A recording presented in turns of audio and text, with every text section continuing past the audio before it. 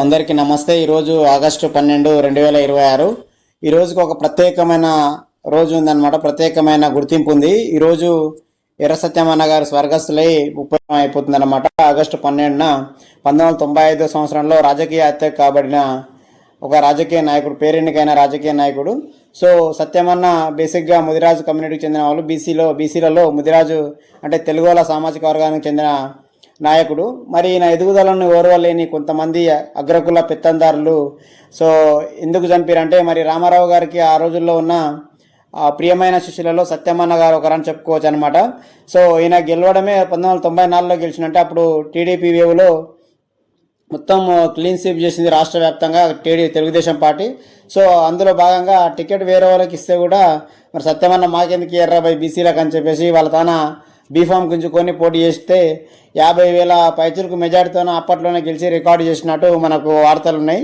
So ఎందుకు మరి చంపారంటే, ఈయన చేసింది ఒకటే సంవత్సరం, దాదాపు 94లో గెలిస్తే 95లో హత్య కాబడ్డాడు అనమాట. అంటే దాదాపు ఒక సంవత్సరం కూడా పూర్తి కాకముందే మరి ప్రత్యర్థులు రాజకీయంగా హత్య చేశారు. సో హత్య చేయడానికి గల కారణం ఏంటంటే ఈయన ఎదుగుదల అనమాట. చాలా ఓవర్ స్పీడ్గా రాజకీయాల్లో పైకి వచ్చిన తర్వాత మరి జిల్లాలో ప్రముఖమైన నాయకునిగా గుర్తింపు పొందిండు. జిల్లాలో ప్రముఖమైన గుర్తింపు పొందిన తర్వాత ఇలాగే వదిలేస్తే రాష్ట్ర స్థాయిలో కూడా వాళ్ళ పెత్తందారి వ్యవస్థకు, వాళ్ళ రాజరిక పోకడలకు ఎక్కడ అడ్డం పడతాడు అని చెప్పేసి ఆ రోజున్న హోమ్ మినిస్టర్ మరి అందరూ కూడా, జిల్లా మంత్రులు అందరూ కూడా కుట్రవన్నీ ఉద్దేశపూర్వకంగానే ఆయన చేత గన్మెన్లని కూడా ఆయన్నే వద్దని చెప్పడము. మరి తదనంతరం అక్కడ జడ్చర్లో నిర్మించిన పాఠశాల ఓపెనింగ్కి వెళ్ళిన తర్వాత అక్కడ మాజీ కానిస్టేబుల్ అతని చేత కాల్పులు జరపడం, మరి అక్కడ అమరుడు కావడం జరిగిందనమాట.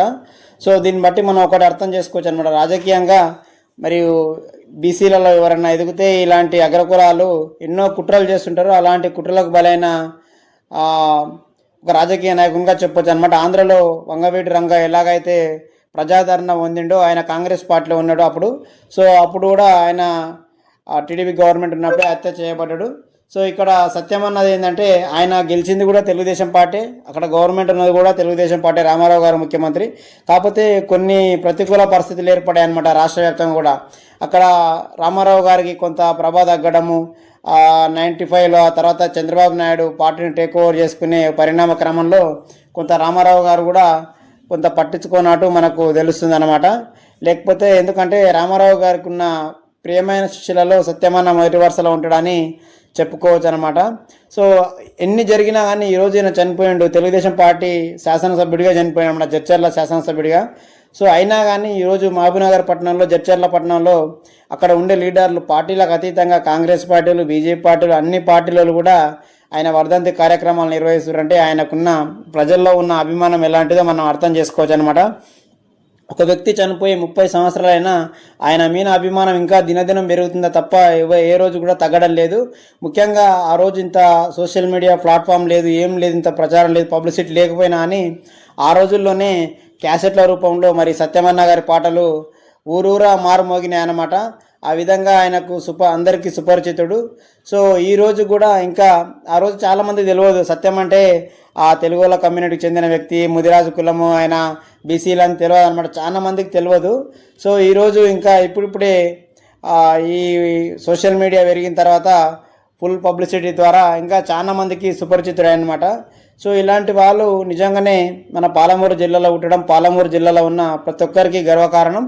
ప్రజల్లో చైతన్యం రావాలన్నమాట. ప్రజల్లో చైతన్యం అంటే వాళ్ళు ఎట్లయితే కులంతో రాజకీయం చేస్తారో అగ్రకులాలు, ఈ బీసీలలో కూడా రాజకీయ చైతన్యం రావాలి. రాజకీయ చైతన్యం వచ్చేసి వాళ్ళ కులానికి వాళ్ళు, లేకుంటే ఈ కొన్ని చోట్ల యాదవులకు, కొన్ని చోట్ల ముదిరాజులకు, కొన్ని చోట్ల గౌడ్లకు, కొన్ని చోట్ల ఇతర కులస్తులకు టికెట్లు ఇచ్చుకొని ఓట్లు బదిలీ చేసుకుంటే ఈ అగ్రకులాల పెత్తందారి వ్యవస్థ మొత్తం కుప్పకూలిపోవడం ఖాయం. కాబట్టి ఇకనైనా బీసీలు మేల్కొని మళ్ళీ వారి కులానికి అభివృద్ధి కోసం, వాళ్ళ కులాభివృద్ధి కోసం వాళ్ళు చైతన్యవంతమై ఓటు వేస్తే ఇలాంటి దోపిడి దొంగలకు అధికార పార్టీ ఏ పార్టీ ఉంటే ఆ పార్టీలో గెలిచి అగ్రకుల పెత్తందార పోకడలు చూపించే దోపిడి దొంగలందరూ కూడా చెక్కుపడుతుందని మేము కోరుకుంటున్నాం.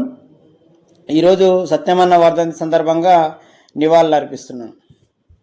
సత్యమన్న వెరీ స్ట్రాంగ్ లీడర్.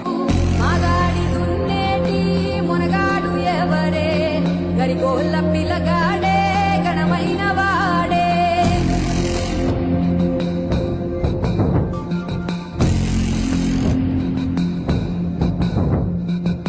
కిట్టయ్య కనికట్టు గొల్ల భామ జగదన్ని నిలుసున్న నిలువెత్తు కంకి నడుము వంచి వేసేటి